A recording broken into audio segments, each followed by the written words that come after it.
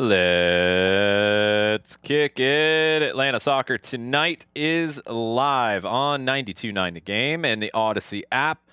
Jason Longshore, welcome in to our weekly show where we talk soccer in Atlanta, in Georgia, in the Southeast, in the United States, in the Western Hemisphere, pretty much all over the planet. That's what we do. It's Atlanta Soccer Tonight, and Atlanta is the epicenter of women's soccer tonight, with the announcement that the NWSL is coming to the A in 2028.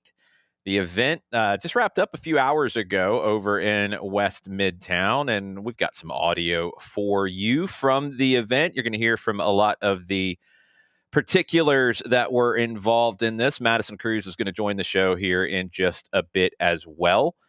But we might as well start it with the actual announcement from NWSL Commissioner Jessica Berman that made it official. I am here to share some really great news. I get the good fortune of awarding NWSL Team 17 to the City of Atlanta.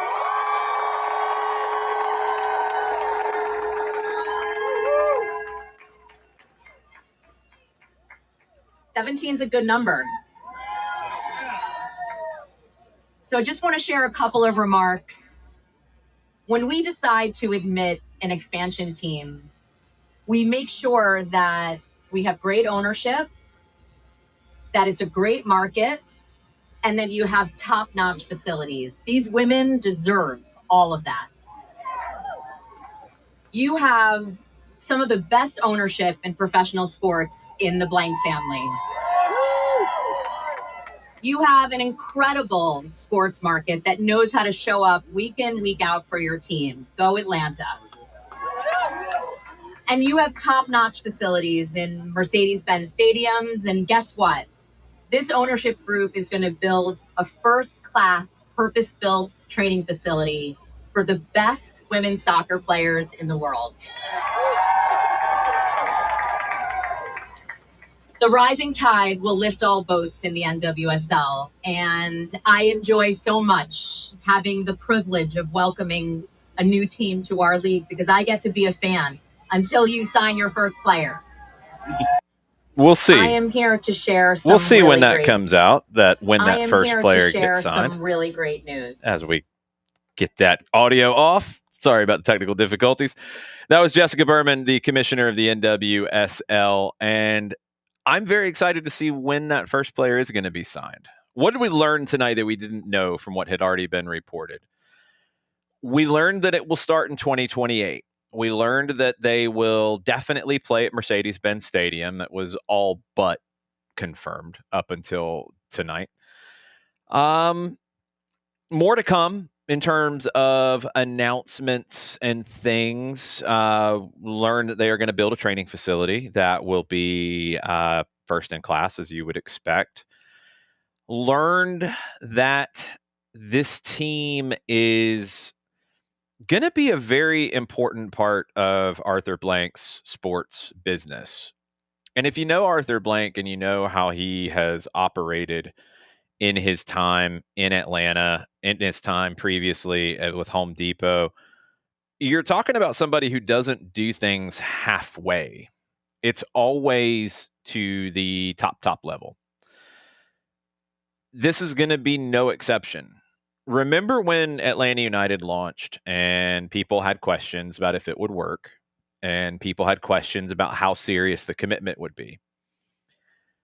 I think you don't have those same questions now about the NWSL team because of the way Atlanta United has been operated from day one. Can you guarantee winning? No. Unfortunately, it's not that simple. Honestly, fortunately, it's not that simple. Then you would just see the biggest spenders win every single time. And in Major League Soccer, in the NWSL, because of the salary cap, because of the rules in place, parity is something that is valued. And no, you're not just going to win because you try the hardest or you have the most resources. I think that's a good thing. Keeps you on your toes. Is Arthur Blank and his leadership group going to give everything possible to build a winner and put it on the field to make it as successful as it can possibly be? Yes, and that's the key here, is that you're going to get that consistently from him. That's what he does. That's what he's always done. It's very impressive what he is going to build here on the women's side. We'll hear from Arthur here in just a bit. I want to share this clip with you from the mayor, Andre Dickens. He said he wants to be the soccer mayor. He just got reelected. He will be in charge through the World Cup next year. So he's going to have that. He's going to be here for the launch of the NWSL team in office. He's seen a lot happen in the city with Atlanta United. Here's what Mayor Andre Dickens had to say tonight. All be excited about. And on a personal note, it really makes me happy to know that a generation of our daughters, yes, I'm a girl dad, they will now get to watch female athletes chase their dreams on the pitch right here in the ATL. So somewhere in Atlanta right now could be the world's next great soccer star who will come of age knowing she can train here, play here, and win right here in Atlanta. And progress has always been a part of Atlanta's DNA, whether it's been equity and opportunity, innovation in design, or unity through community. Atlanta is proud to show the world how inclusion can fuel our growth. So thank you again to Arthur Blank. We just love you, and thank you for showing us what it looks like when we move Atlanta forward together. It's Atlanta Soccer Tonight, live on 92.9 The Game and the Odyssey app. That was Mayor Andre Dickens at tonight's event in West Midtown, introducing the NWSL to Atlanta starting in 2028. I'm excited for this. I think this is a really cool thing, and I want to go back to what the mayor just said there about the next generation. If you know Atlanta's soccer history, and if you don't, if you're new to this conversation, that's awesome. You're in the right place. Hi, I'm Jason Longshore. I'll get you up to speed. Make sure you're subscribed to Off the Woodwork here on Odyssey and on the 92.9 The Game website and on the Odyssey app, because Atlanta Soccer Flashback will help you dig into these things to understand maybe some of the context of what's happening and why. I did a podcast earlier today about how everything led up to this moment. And one person that I thought about tonight as I was at this event was Linda Hamilton. She was on the first Women's World Cup winning team for the U.S. She is from the Atlanta area. She has stayed involved in the game as a coach for a number of years. And when she was growing up, when she was one of those girls that Andre Dickens was talking about, there wasn't an option. She crafted one out of thin air. She played on boys' teams when she was a kid because there weren't very many girls' teams.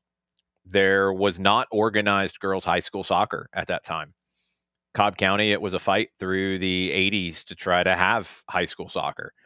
DeKalb County went through it as well. DeKalb County was first with organized high school soccer in the state of Georgia.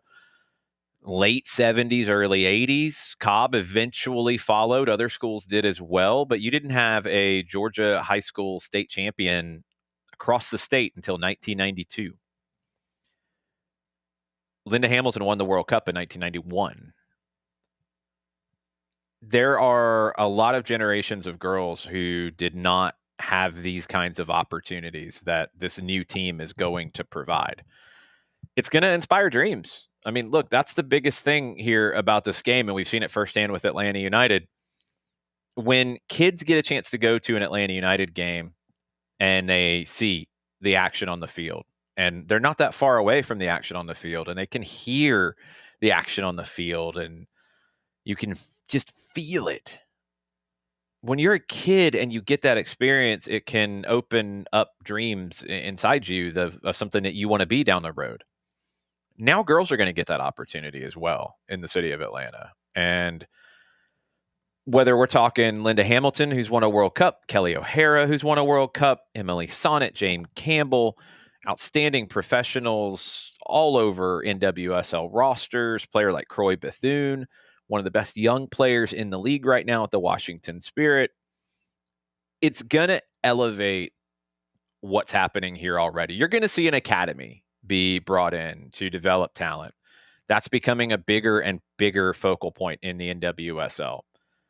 I think you're going to see an elevation of the level and the opportunities at Georgia State, at Mercer, at the University of Georgia, at Kennesaw State, down to the Division II level of Clayton State, of North Georgia, of Columbus State, of the D3 level. Emory is one of the top programs in the country, of Oglethorpe. These players are going to be in this new Atlanta team's backyard. It's going to create more opportunities. It's going to create more pathways for futures in the game. One of the questions after the program, Mayor Dickens, Arthur Blank, Jessica Berman, Cindy Parlow-Cone, all of them actually spoke to the media. And one of the topics was why now for the expansion team. And here is the answer to why now. Well, I think it's a culmination of our commitment to soccer. First, through Atlanta United, a commitment to the U.S. Soccer Federation, helping them bring their facilities here, and our commitment now to women's professional soccer, and obviously FIFA and everything else we're doing along with the World Cup games coming up this summer. So it's part of our commitment. But I think, I'm particularly excited and sensitive to the growth in women's sports and the impact that NWSL has had already on women's sports, not only domestically but internationally. The best players in the world play for this league and will play for us as well. We'll do everything we can to make sure we build a world-class facility, a training facility for them that'll be equal to none. We're going to do some conversion work at Mercedes-Benz Stadium to make sure they have the world-class facilities that they're entitled to play on and fans will enjoy. So we couldn't be more excited about it. Timing is what worked out now. And I think a lot of it is a credit to really the work that the commissioner and other owners in the league has done over the last 2 or 3 years. There's been a tremendous amount of growth and change in the governance of the league, and a tremendous amount of growth and change in a positive way in attendance and broadcasting and all of the metrics you look at from a business standpoint. So great credit to everybody at NWSL, but particularly to the young woman to my left here. She's done an unbelievable job. Jessica Berman has done an amazing job. The leadership right now in the NWSL is extremely strong. And when you think about how the NWSL has grown in the last 5 years, I think it's really important to understand where this league was right before COVID.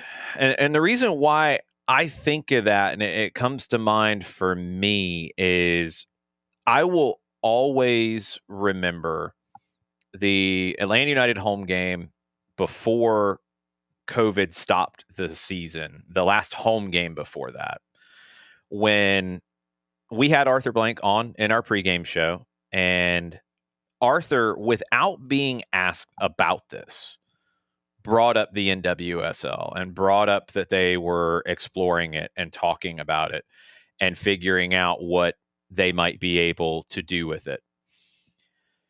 Well, then COVID hit. And also, if you remember at that time, there were a lot of controversies that happened around the league. A lot of stories came out about coaches and administrators and misbehavior and all those things that in some cases could have crippled the league. I mean, there were some who were asking if the league would survive it. They absolutely have turned the corner and grown things. I mean, the viewership across TV right now is up by 70%. The partnership portfolio in 2024 was 4 times what it was worth at that time in 2020. A new media rights package worth $240 million over 4 years started last year. You've got games on a bunch of different platforms. 2 million fans in attendance in 2024 for the first time in its history, single game and season records in multiple cities. You've got clubs that are worth a lot of money on the women's side now. And Arthur Blank, according to reports, paid a lot of money to get into the league. 165 million is a number that's been thrown around. That is more than double what the reports were of what was paid to get into MLS in 2014. The growth of the NWSL has been substantial. And as was said earlier in the night, a rising tide lifts all boats. And I think Atlanta coming into the NWSL, just like I thought it would in 2020, I think Atlanta coming into the league is going to elevate everything across the league. And I'm really excited to get to see it firsthand here in the A. You're going to hear more from Arthur Blank, from Mayor Dickens, from Jessica Berman, from Cindy Parlow-Cone, all coming up after the break. More talk about Atlanta joining the NWSL coming up next on Atlanta Soccer Tonight on 92.9 The Game and the Odyssey app.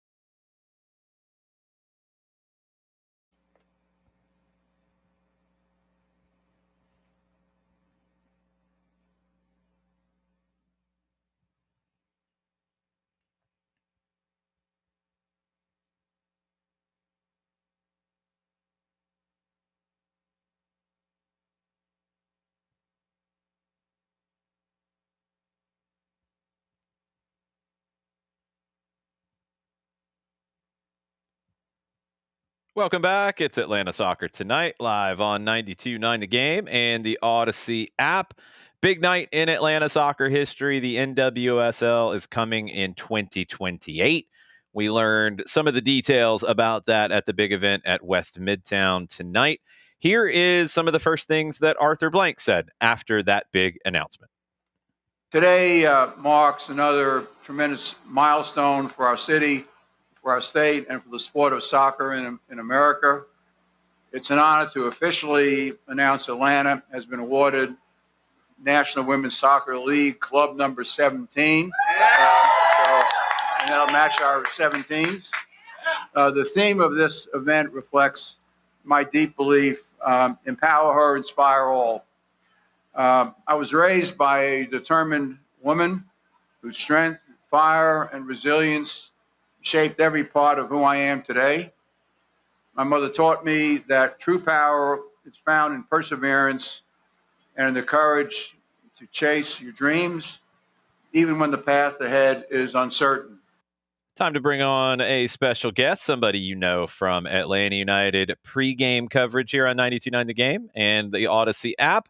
Madison Cruz joining the show right now. Maddie, you've heard a little bit of some of the things that happened tonight over in West Midtown. What was your initial reaction? Yeah, it was quite, I think, surreal. It was quite kind of ironic, literally calling and being play-by-play for Georgia Gwinnett for the women who won the CAC championship in NAIA, then literally getting on my phone, not even, I think, 10 minutes afterwards and seeing the announcement that we're getting a team here in Atlanta. I mean, I think heading into the men's matchup where we switched roles a little bit, I got to kind of take a small backseat a second. I had to take a couple deep breaths to avoid, I think, from showing a couple tears a little bit. But it was really surreal. I think if you had said to Maddie 13 years ago, or, however long it was since I've played soccer, that Atlanta's getting a professional women's team, I mean, I don't think I would have believed you. I think I would have said, you're insane. That's what? But it's coming back, it's going to be back here in Atlanta. And it's so surreal. I think being able to cover this amazing sport with SDH, with 92.9, and now the opportunity to get to cover this beautiful game now on the women's side, hopefully here in 2028. I don't know. I don't even have words. I don't even have words to even describe anything I'm feeling right now. Luckily, we do have some people who had words tonight from the event that can kind of fill a little bit as you catch up. I want to share this one. I didn't get to hear everything from the scrum. It was a pretty hectic night over in West Midtown. Ran into lots of old friends, a lot of people, very similar reactions to you. Very emotional. People who were here for the beat, people who had season tickets for the beat, went to those games, whether it was beat 1.0 or beat 2.0 that played in Kennesaw. You've had a lot of people who have given a lot to the game, and specifically the women's game in the metro Atlanta area, who were absolutely emotional tonight because I think, one, it's back after, 14 years now since the second beat closed down when the league shut down.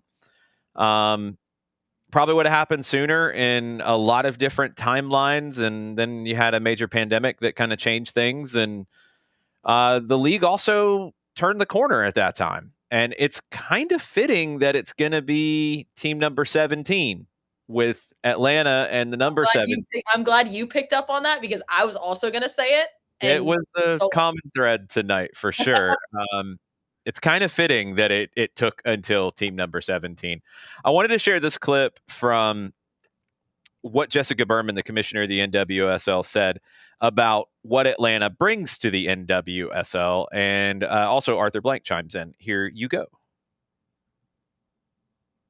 Well, when we think about expansion, we know it's an opportunity to raise the bar for all of our clubs, and Atlanta in particular, with this ownership group, we know is going to set records and is going to challenge everyone to be their best, and we're excited for that. That's what expansion has done in our league for each of the last 4 seasons, and this market in particular has shown how much they love the sport of soccer and the way they rally around, in particular, Arthur and his investment in the community. And we know that these sports teams are community assets and that the way to build them is from the ground up. And this community has demonstrated that they will show up when it's built in that way. And so we're super excited to be partnering with them and to have the good fortune of having them guide the next generation of this league in 2028 with a new team in Atlanta.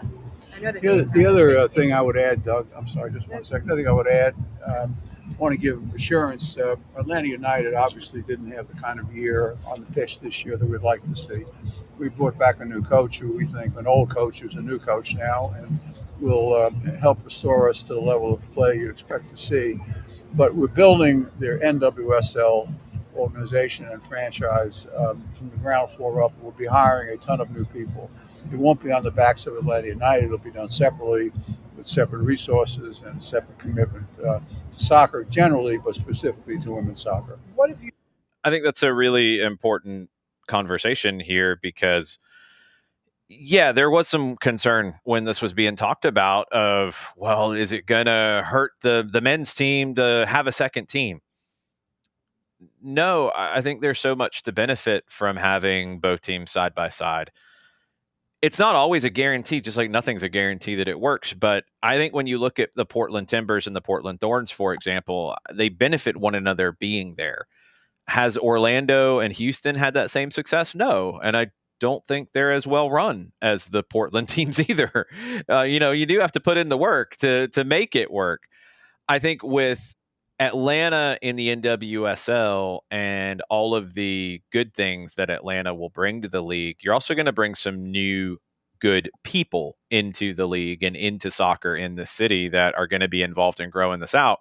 And look, Maddie, you know firsthand that Atlanta United has been planning in various ways for this to happen with the RDS program, with the Atlanta United youth side. They've been working to increase the number of girls that they serve in those programs for a good while now.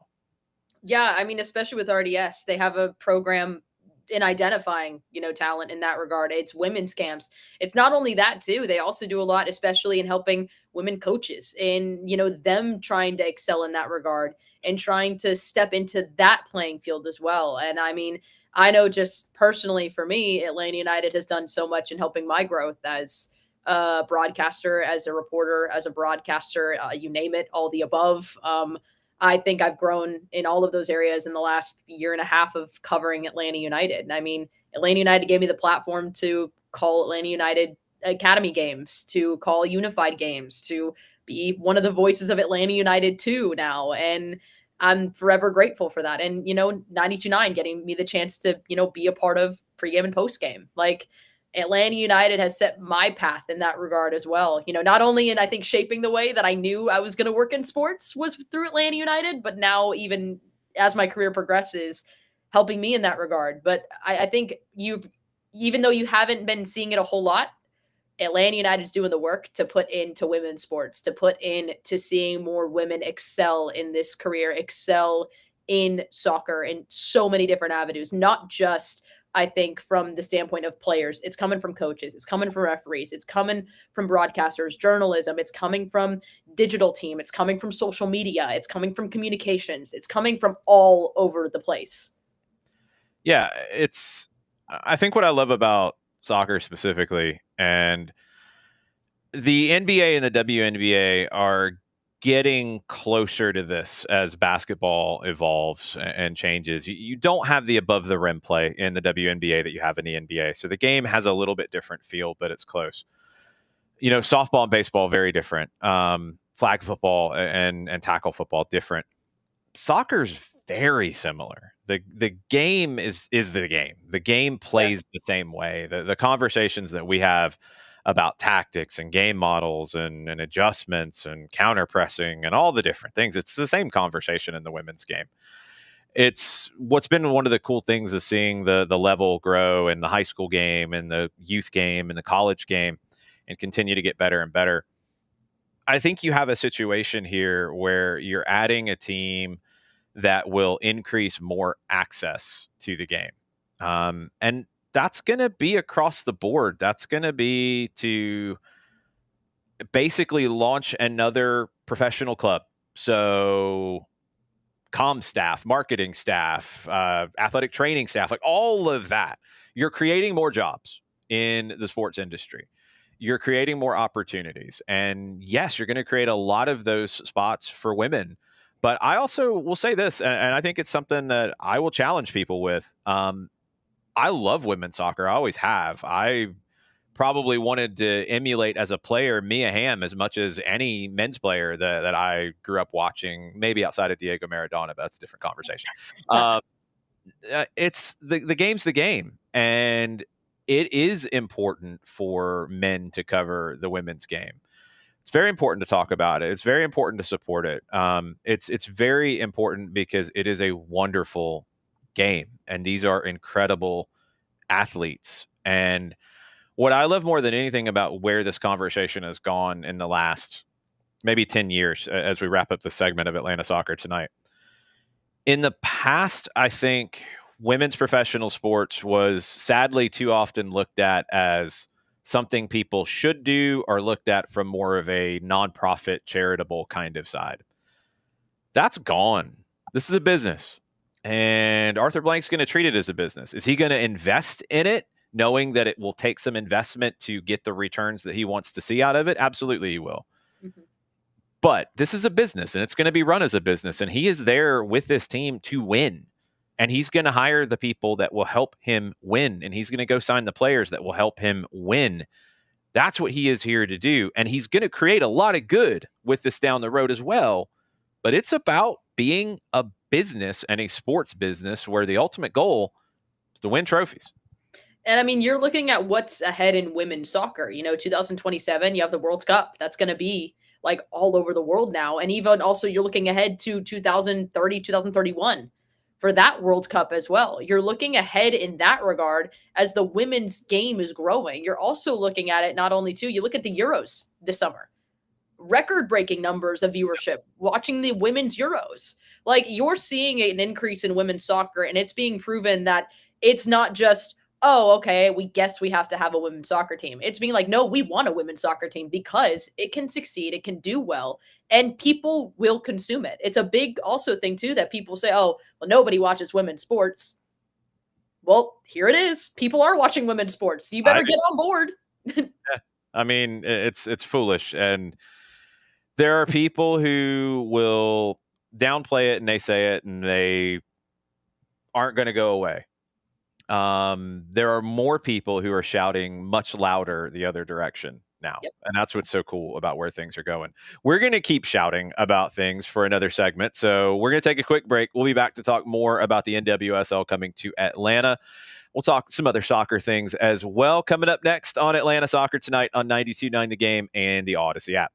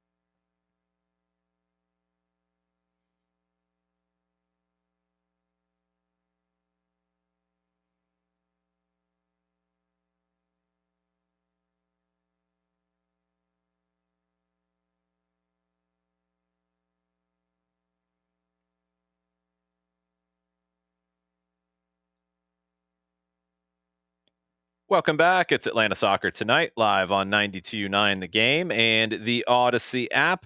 One of the other cool things about tonight's announcement with the NWSL coming to Atlanta in 2028 was the launch of the NWSL Foundation, and Arthur Blank is providing the seed money to get the NWSL Foundation launched.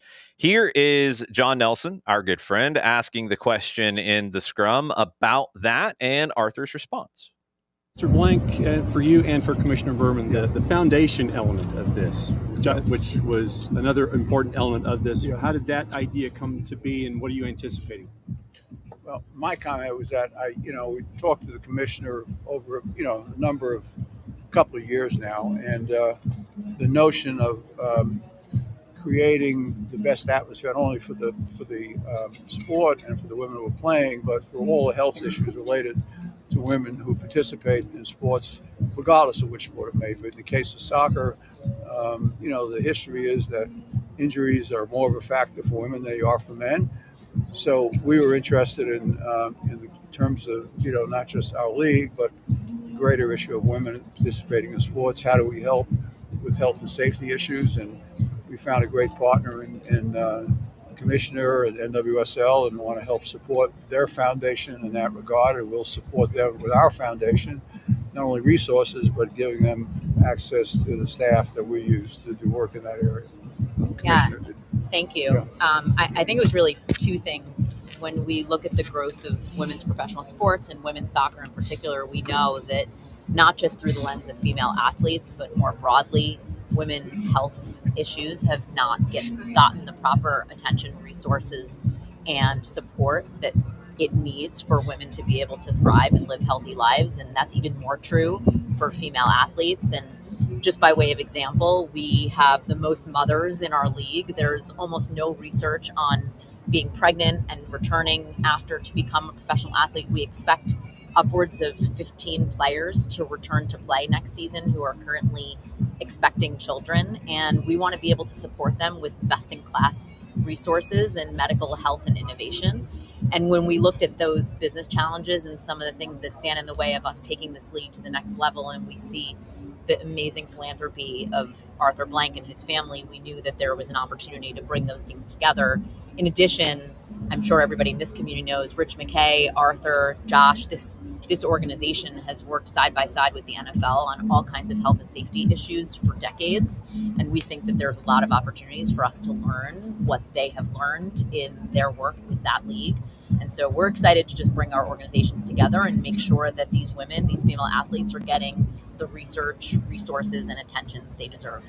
Alongside Madison Cruz, I'm Jason Longshore, and that was NWSL Commissioner Jessica Berman talking about the NWSL Foundation, which in Atlanta's press release about coming into the NWSL in 2028, they said the NWSL Foundation, quote, will focus on advancing research and innovation in women's sports with an emphasis on female athlete health and performance. Maddie, I mean, as you heard from Arthur and from Jessica in that clip, this is something that has started to become a bigger conversation in professional women's sports and hasn't really been tackled in this kind of way. In addition to launching a brand new team, Arthur Blank is helping seed another new foundation to do good in sport. I mean, we're so lucky to have this guy in Atlanta. Oh yeah, like I think it's so fitting that like he would also do this on top of starting an NWSL club. I mean, it's what he's done ever since he brought Atlanta United, even the Falcons to Atlanta. I think he's someone that I think deeply cares about the community in Atlanta, that cares so deeply about each of the teams that he runs, that he owns. And the fact that not only this, he's bringing a women's team here to Atlanta. Finally, not even bringing a team finally, like, I mean, bringing it back finally. Yeah. And he's not only doing that, but he's also funding research to help, especially with female athletes, because it is a conversation. It's a conversation when you talk about female athletes getting injured. A lot of times you see so many, especially from the collegiate level, if it's an ACL, if it's Achilles, it takes a longer time. And sometimes a lot of those players don't play anymore because of how hurtful and how dangerous those injuries are. and the resources to help them get better. That way they can get the rehab they need. That way then they can come back and play the sport that they love. And they can probably continue it even further than just the collegiate level. Yeah. That's a conversation that comes into play. And also, again, I mean, obviously the biggest elephant in the room is that, a lot of these players are mothers. A lot of these players, especially too, like that's the hardest job as well. And then you want to come back and play collegiately as well. There needs to be better funding for that. There needs to be more research with that. There needs to be more resources to help in those situations too, especially for these players too. I mean, it's a beautiful thing, and you need to help back that too. And the fact that Arthur is doing this on top of everything else with NWSL, I mean, for me, like I words can't describe it. I'm already in shock that we're getting a team, but this to me is even more important to talk about right now, because that is just an element of the game, and especially in the women's game, that isn't talked about a whole lot, and isn't talked about, isn't researched enough, isn't really highlighted. And the fact that it is being highlighted now, I think, is so important, and it is so fitting, and it is so incredibly awesome that Arthur is the one who's helping create this foundation. So a couple of other nuts and bolts from tonight's announcement. The team is going to play at Mercedes-Benz Stadium. That had been over the years discussed as a possibility, but also other venues were talked about. It is going to be at the Benz. They are going to have modifications. I think, honestly, originally what the soccer capacity was going to be at Mercedes-Benz Stadium, which Atlanta has proven to outgrow that. And I could see the same happening for the NWSL side, but it's going to start with the 100 level, which is around 28,000. That's the number that was given in the press release. So not having the 200 level and maybe others outside of special events and bigger games. And like I said, it would not surprise me if in a year's time we hear conversations about season ticket deposits being a whole lot more, just like happened with Atlanta United, and other sections open up. I mean, you look at what happened with the She Believes Cup. Yeah. Look at how many people filled in that stadium to watch the She Believes Cup. Yeah, I mean, it's gonna be big. Founders members tickets are on, or the deposits are on sale right now. It's $50 to get your deposit in. A lot of people that I am seeing on the social medias have already put that money down. Color scheme, I mean, it's going to be red, white, black, and gold. The only thing that jumped out to me tonight in the way that things were structured for this event was white was a little more prominent than maybe I thought. I really like that. I really do. It gives you just a little bit of a differentiation, because there's going to be red, black, and gold, and you know that's the colors of the stadium. It just makes sense. Yeah. With the other teams that are going to call it home as well. But white was maybe brought to the fore a little bit more. That was something that jumped out to me, and that might have just been for tonight. I don't know. I would love that. I think that'd be a cool touch to it, especially if you did something where maybe it's more of a white and then you accent the gold and the red and the black maybe intermix with it. I think that would be a really cool way to make it a little different, but still keep that same homage to the Falcons, to Atlanta United in that regard, especially with the stadium. I love it, though. I really do. I'm really curious to see what happens with the team name. It is a little complicated, just because Major League Soccer and NWSL are two different businesses, two different sets of intellectual property and trademarks and all that kind of stuff. The clubs that have been in this situation, Portland, which is now separate ownership, Timbers and Thorns. You have the Dash and the Dynamo in Houston, which is under the same ownership. You have Orlando City and the Orlando Pride. So probably a different name, but you would assume that it will be somewhere in the family of Atlanta United, and they will fit together in terms of names, color schemes, all those sorts of things. Do you have, I'm not asking you for names, but do you have a preference on, do you want more of a Gotham, so like Gotham FC, and do you want something like that is not as specific to place or American team name convention, or do you want like Atlanta somethings, like a nickname? Yeah. Do you care? Do you just really kind of want to wait and see? I will say, honestly, you said it, and it kind of has a nice ring, Atlanta City FC. like that ring, but I feel like it's too generic. I don't know. I'm indifferent about it. I was actually like, even when it was announced, I remember at Georgia Gwinnett, literally like 40 minutes ago, we were talking about it after it was announced. And honestly, like with obviously Major League Soccer and NWSL being two separate things, Mhm. it would have been really cool to possibly have it just be the same, be Atlanta United across it. But I think you do Yeah. need something to switch it. I think you need something, especially when it's becoming its own entity. I I don't know. I'm indifferent. I think it'd be hilarious if you brought back and made it the Atlanta Beat. I think that would be the nostalgia one in me, Yeah. especially after like, researching more about it, knowing more about it now. I think it would be so cool to have it be the Atlanta Beat because that would, I mean, come on. That would just be so cool. And I don't know if you could, but I don't know. You probably could. I don't know if that would work. You can make anything work from a branding perspective if you do it right. Yes. I would probably go away from that. I don't think it's possible to just be Atlanta United. I don't think that's a I don't think it's choice. possible either. I maybe this changes down the road. Maybe things evolve and that could be possible.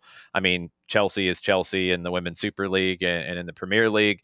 And I think it works pretty well. The Georgia Bulldogs men's basketball team and the Georgia Bulldogs women's basketball team, it works pretty well there.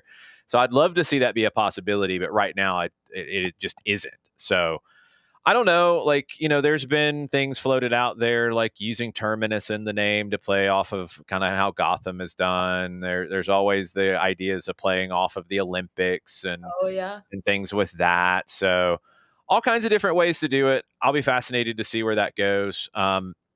More than anything, I want to see what kind of impact this team can have on the next generation and on developing talent in the area because we talk about this all the time with Atlanta United and the academy and the twos and how players progress. Cooper Sanchez, for example, starting at the U17 World Cup and helping the U.S. win 3 games at the U17 World Cup for the first time in 2 decades. Yeah. How excited are you to see the Atlanta NWSL Academy get started and homegrown players come through and play for this team? I think it's going to be so groundbreaking, I think, in the women's side because you now have the expansion of especially pro soccer. You have that with NWSL, now with Super League. You have it now with WPSL Pro, a kind of a second tier one now. You have it with, WPSL in the summer. You have that more, especially collegiately too. You're seeing that growth come there as well. You're seeing that pyramid kind of come into play now. You're seeing that stepping stone of there are more avenues for women to play professionally. It's not just, how it was back then where it was college and then that's how you get scouted for the women's national team.